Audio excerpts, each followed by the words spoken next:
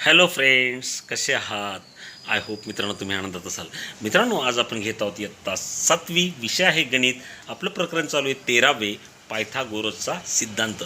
मित्रांनो, यात तुम्ही चॅनलवर नवीन असाल तर चॅनल नक्की सबस्क्राईब करा. जे बेल आयकॉनचं बटन आहे त्यालाही प्रेस करा, जेणेकरून तुम्हाला पुढील सर्व व्हिडिओंची नोटिफिकेशन मिळतील. त्याचप्रमाणे मित्रांनो, तुम्ही प्लेलिस्टमध्ये जाऊन गणित व विज्ञानाचे प्रकरण वाईज व्हिडिओ पाहू शकता. त्यामुळे मित्रांनो, चॅनल नक्की सबस्क्राईब करा. चला मित्रांनो, सुरुवात करूया. प्रकरण 13, पायथागोरसचा सिद्धांत. मित्रांनो, आज आपण घेणार आहोत पायथागोरसचं त्रिकूट म्हणजे नेमकं काय आणि सराव संच 49ला आपण आज सुरुवात करणार आहोत. मित्रांनो, जर तुम्ही सराव संच 48 म्हणजे पायथागोरसच्या सिद्धांताचा पहिला सराव संच तुम्ही पाहिला नसेल तर डिस्क्रिप्शन बॉक्समध्ये लिंक आहे, त्यावरून तुम्ही तो नक्की बघा. चला बघूया पायथागोरसचे त्रिकूट म्हणजे काय. नैसर्गिक संख्यांच्या त्रिकुटांमध्ये, समजा मित्रांनो, नैसर्गिक संख्या घेतल्या, त्रिकूट म्हणजे 3 संख्या.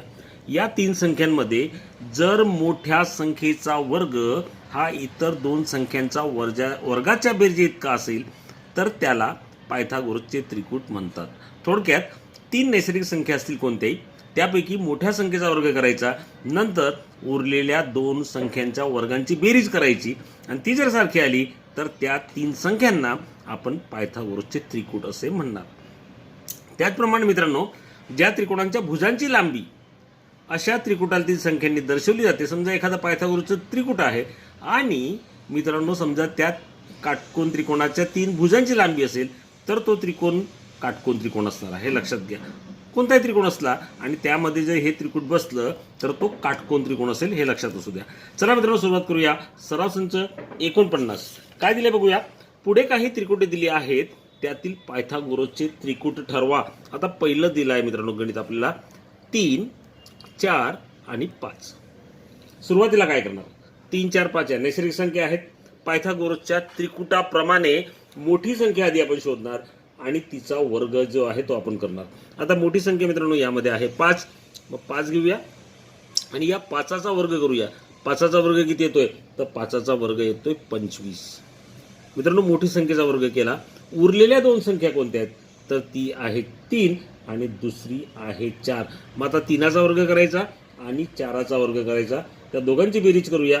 बघा मित्रांनो, 3चा वर्ग आपल्याला माहित आहे तो आहे 9, 4चा वर्गही माहिती आहे तो म्हणजे 16. आता यांची बेरीज आपण करायची आहे. 3चा वर्ग किती होता 9 होता, 4चा वर्ग किती आहे 16 आहे, म्हणजे 9 अधिक 16 यांची बेरीज जर केली आणि ती मोठ्या संख्येच्या बेरीज एवढी आली तर ते असणार आहे पायथागोरसचे त्रिकूट. तर मित्रांनो, इथे आपल्याला हे सहज कळतंय, 9 आणि 16 होतात 25, की जी मोठ्या संख्येचा वर्ग आहे.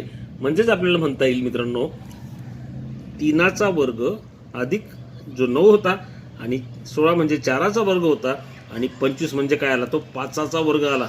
म्हणजेच काय आपल्याला असं म्हणता येईल 3, 4, 5 हे पायथागोरसचं त्रिकूट आहे. लिहूया, 3, 4, 5 हे पायथागोरसचे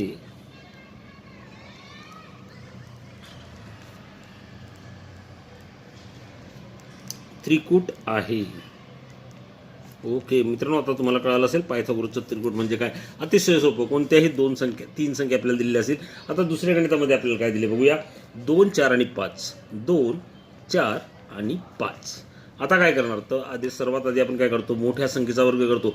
5चा वर्ग तो आला आहे 25, आणि नंतर या 2 संख्यांचा वर्ग करायचे, त्यांची बेरीज करायची. ती जर 25 आली तर ते सुद्धा पायथागोरसचं त्रिकूट होईल.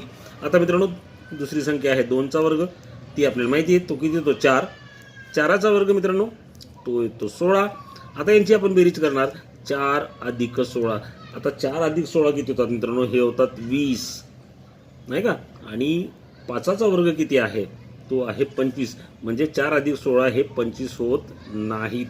म्हणजेच मित्रांनो आपल्याला असं सांगता येईल 2, 4 म्हणजे हा 2चा वर्ग, 16 म्हणजे हा 4चा वर्ग, आणि 25 जो मोठ्या संख्येचा वर्ग होता 5चा वर्ग, हे बरोबर आलेलं नाही. यांची बेरीज बरोबर आलेली नाही, कारण की ही होती 20 आणि याचं उत्तर येते 25, म्हणजे हे बरोबर नाही. आणि या संख्येच्या वर्गांची बेरीज जर मोठ्या संख्येच्या वर्गाच्या बेरीज बरोबर आली नाही तर आपल्याला सांगता येईल 2, 4, 5 हे पायथागोरसचे त्रिकूट नाही. लिहूया 2, 4, 5 हे पायथागोरसचे त्रिकूट नाही. त्रिकूट नाही. मित्रांनो तिसरं गणित काय दिले बघूया. तिसरं गणित आहे 4, 5, 6. 4, 5, 6 अधिक करणार मोठ्या संख्येचा वर्ग म्हणजे 6चा वर्ग जो येतो आहे 36. ओके, नंतर मित्रांनो करूया 4चा वर्ग. 4चा वर्ग येतो 16 आणि नंतर करणार 5चा वर्ग तो आपण करूया 25. आता मित्रांनो या लहान संख्यांची बेरीज 16 आणि 25 करूया. 16 अधिक 25 ही किती येते तर बघा 6 आणि 5 11 हातच्याला 1 2 3 आणि 1 4 41 झाले. आणि मित्रांनो इथे मोठ्या संख्येचा वर्ग 36 आहे म्हणजे हा 36 नाही. 41 बरोबर 36 नसतो, त्यामुळे आपल्याला असं लिहिता येईल. 16 काय आहे तो होता 4चा वर्ग, 25 होता 5चा वर्ग आणि 36 होता 6चा वर्ग. आणि मात्र याची बेरीज 41 बरोबर 36 शक्य नाही, त्यामुळे आपल्याला इथे लिहिता येईल नॉट इक्वल टू. म्हणजे 4चा वर्ग अधिक 5चा वर्ग ही बरोबर येत नाही 6च्या वर्गाच्या बरोबर. म्हणून मित्रांनो हे सुद्धा पायथागोरसचं त्रिकूट येणार नाही. लिहूया 4, 5, 6 हे पायथागोरसचे त्रिकूट नाही.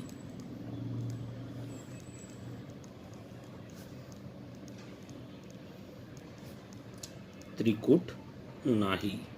ओके, अतिशय सोपं मित्रांनो. चौथं घेऊया. चौथ्या संख्या दिल्यात मित्रांनो आपल्याला 2, 6 आणि 7. 2, 6, 7 मोठी संख्या आहे 7, तिचा वर्ग करा. 7चा वर्ग 49 हे आपल्याला माहिती आहे. नंतर करणार 2चा वर्ग.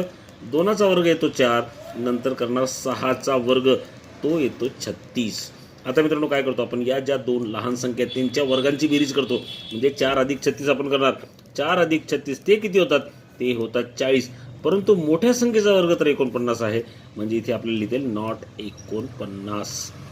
मग मित्रांनो 4 काय होता तर तो होता 2चा वर्ग, 6 होता 36चा वर्ग आणि 49 होता 7चा वर्ग. परंतु त्यामध्ये इक्वल टू चं साईन नाही येणार, त्यामुळे आपण लिहिणार हे बरोबर नाही आणि इथे येणार 7चा वर्ग. आणि हे जर बरोबर नसेल मित्रांनो तर 2, 6, 7 हे पायथागोरसचं त्रिकूट नाही. 2, 6, 7 हे पायथागोरसचे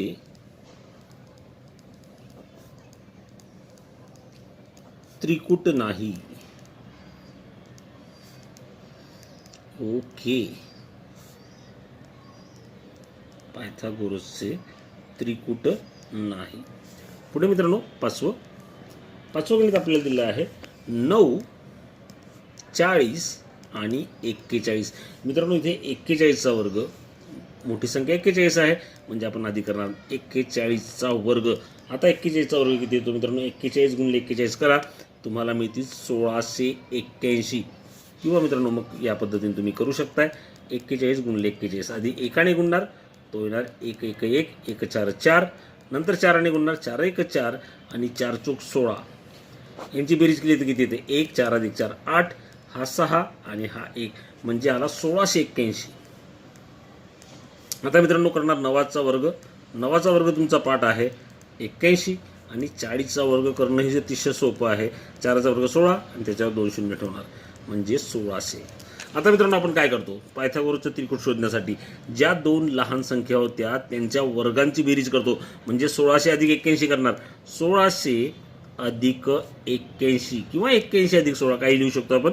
81 अधिक 16 बरोबर काय येतं यांची बेरीज केली ती मिळते 1681. परंतु ही काय आहे ही तर हा तर 41चा वर्ग आहे म्हणजेच 81 आपल्याला लिहिता येईल 9चा वर्ग. नंतर 1600 होता 40चा वर्ग आणि जी त्यांची बेरीज आली ती सुद्धा आली आहे 41चा वर्ग. म्हणजे इथे बरोबरचे जे साईन आहे ते बरोबर आहे. म्हणजेच आपल्याला सांगता येईल 9, 40, 41 हे पायथागोरसचं त्रिकूट आहे. लिहूया 9, 40 व 41 हे पायथागोरसचे त्रिकूट आहे.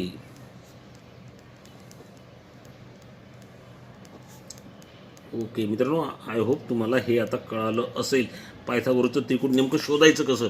शेवटचं गणित राहिलं या पहिल्या गणितामधलं 6वं गणित आहे 4, 7, 8. सुरुवात काय करणार मित्रांनो, जी मोठी संख्या आहे तिचा वर्ग म्हणजे 8चा वर्ग तो येतो 64.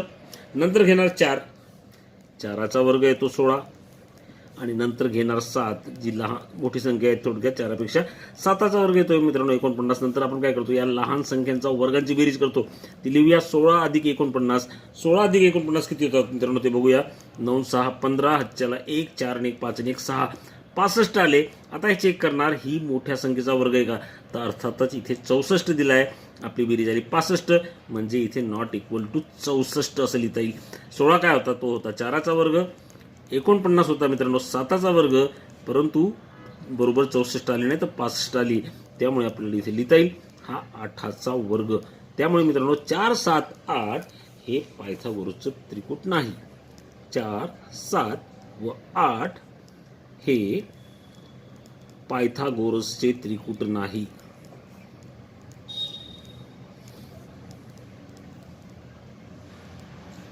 ओके.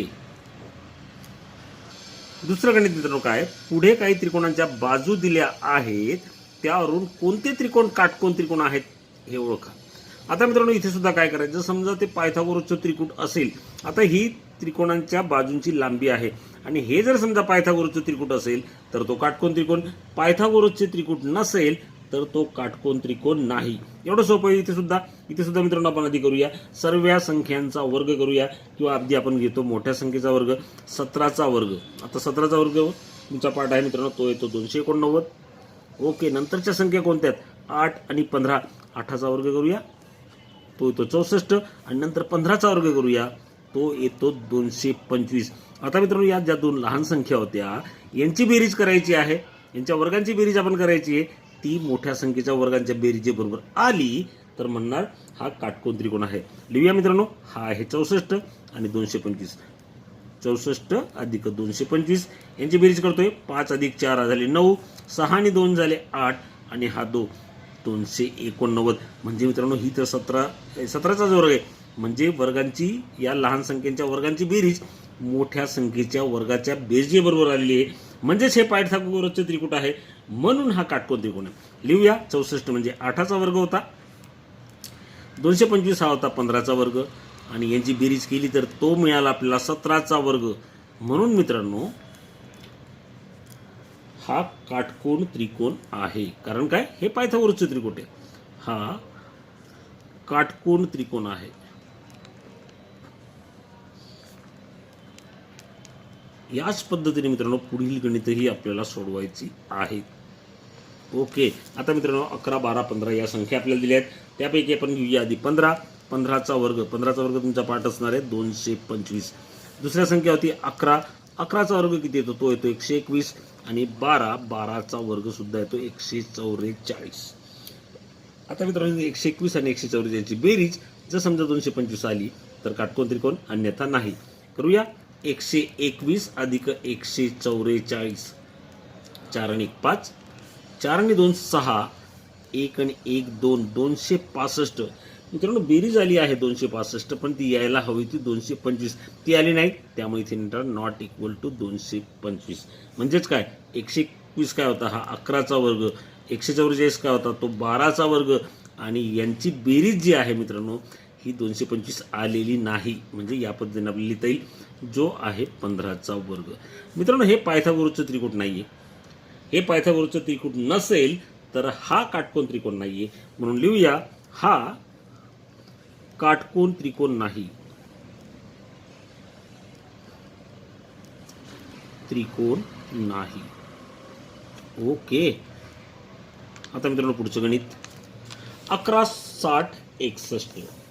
मित्रांनो मोठी संख्या आपल्याला माहिती 61 आहे. 61चा वर्ग करूया. 61चा वर्ग किती येतो, 61चा वर्ग येतो मित्रांनो 3721. तुम्ही इकडे बाजूला 61 गुणिले 61 केलं तरीही चालेल. बघा एकाने एकाला गुणतोय 1 गुणिले 6 6. आता 6 ने गुणूया, 6 1 6 आणि 6 6 36. किती येतात, 1 6 6 12, हातच्याला 1 6 1 7 3 3721. ओके. आता मित्रांनो 11चा वर्ग करणार. 11चा वर्ग तुमचा पाठ आहे, तो येतो 121. 60चा वर्ग करणं अतिशय सोपं आहे. काय करायचं, 6चा वर्ग करणार 36 आणि शून्य जो असल्यामुळे याचे 2 शून्य ठेवायचे 3600. आता मित्रांनो या दोन ज्या लहान संख्या आहेत यांची बेरीज जर एवढी आली तर हे असणार पायथागोरसचे त्रिकूट, आणि पायथागोरसचे त्रिकूट आलं तर हा असणार काटकोन त्रिकोण. लिहूया 121 अधिक 3600. मित्रांनो याचं उत्तर जर गेलं तर ते येतं 3721. म्हणजेच काय, पायथागोरसचं हे त्रिकूट आहे हे आपल्याला कळतं. 121 काय, तो 11चा वर्ग. लिहूया 11चा वर्ग अधिक 60चा वर्ग आणि त्याबरोबर आला आहे 61चा वर्ग.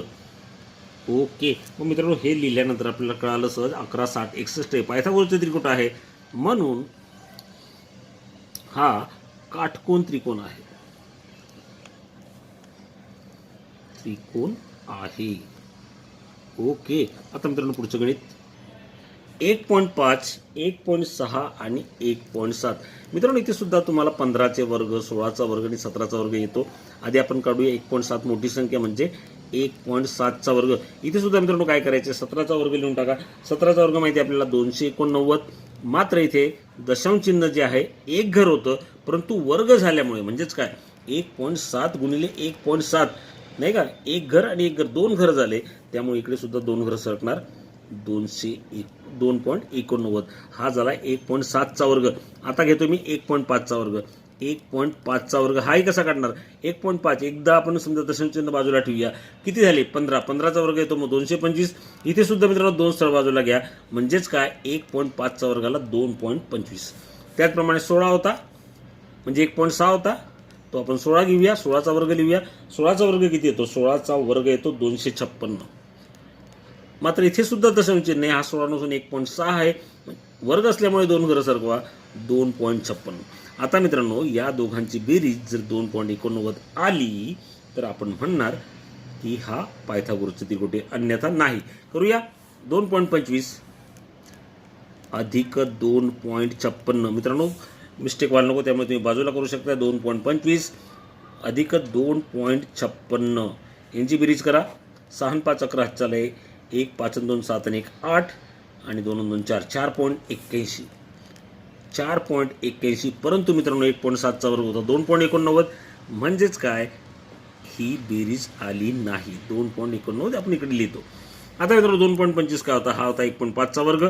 1.5चा वर्ग अधिक 1.6चा वर्ग आणि इकडे नॉट इक्वल टू बरोबर आलेलं नाहीये, कारण की याची बेरीज 4.81 होती. नॉट इक्वल टू 2.89 म्हणजेच काय 1.7चा वर्ग. मग मित्रांनो यावरून आपल्याला काय कळतं, तर 1.5, 1.6 आणि 1.7 हे पायथागोरसचे त्रिकोण नाहीये, आणि हे पायथागोरसचे त्रिकोण नसेल तर हा काटकोन त्रिकोण नाही. हा काटकोन त्रिकोण नाही. ओके मित्रांनो शेवटचं गणित राहिले त्याच पद्धतीने करायचे आपल्याला. 40, 20, 30 हे आपल्याला दिलेलं आहे. मोठी संख्या आहे 40. 40चा वर्ग करूया. हे सुद्धा अतिशय सोपं मित्रांनो. 4चा वर्ग 16. शून्य आहे त्याचे 2 शून्य आपण लिहितो म्हणजे 1600 आला. नंतर करणार 20चा वर्ग. 20चा वर्ग येणार मित्रांनो 400 आणि नंतर येणार 30चा वर्ग की जो आहे 900. आता मित्रांनो या दोन संख्यांच्या वर्गांची बेरीज म्हणजेच काय 400 अधिक 900. 400 अधिक 900 होतात मित्रांनो 1300. परंतु मोठी संख्या 40 तिचा वर्ग 1600 म्हणजे हा बरोबर आलेला नाही, म्हणजेच नॉट इक्वल टू. इथे आपल्याला लिहिता येईल 1600. 400 कोणाचा वर्ग होता, हा 20चा. 20चा वर्ग अधिक 30चा वर्ग नॉट इक्वल टू हा आला मित्रांनो 40चा वर्ग, म्हणजे इथे आपल्याला लिहिते 40चा वर्ग. मित्रांनो दोन संख्यांच्या वर्गांची बेरीज मोठ्या संख्येच्या वर्गाच्या बेरीज एवढी आलेली नाही, म्हणून हे पायथागोरसचे त्रिकोण नाही आणि म्हणूनच हा काटकोन त्रिकोण नाही. हा काटकोन त्रिकोण नाही. ओके, आय होप मित्रांनो ही गणितं तुम्हाला कळाली असतील. काय करायचं आहे, अतिशय सोपं आहे. त्रिकूट शोधायचं असेल, काटकोन त्रिकोण शोधायचा असेल, मोठ्या संख्येचा वर्ग करायचा, नंतर उरलेल्या दोन संख्यांचा वर्ग करायचा, त्यांची बेरीज करायची. जर ती सारखी आली तर ते पायथागोरसचे त्रिकोट किंवा काटकोन त्रिकोण. आय होप मित्रांनो हे व्हिडिओ तुम्हाला कळाला असेल. धन्यवाद, गुड बाय. जर मित्रांनो चॅनलवर नवीन असाल चॅनल नक्की सबस्क्राईब करा. धन्यवाद.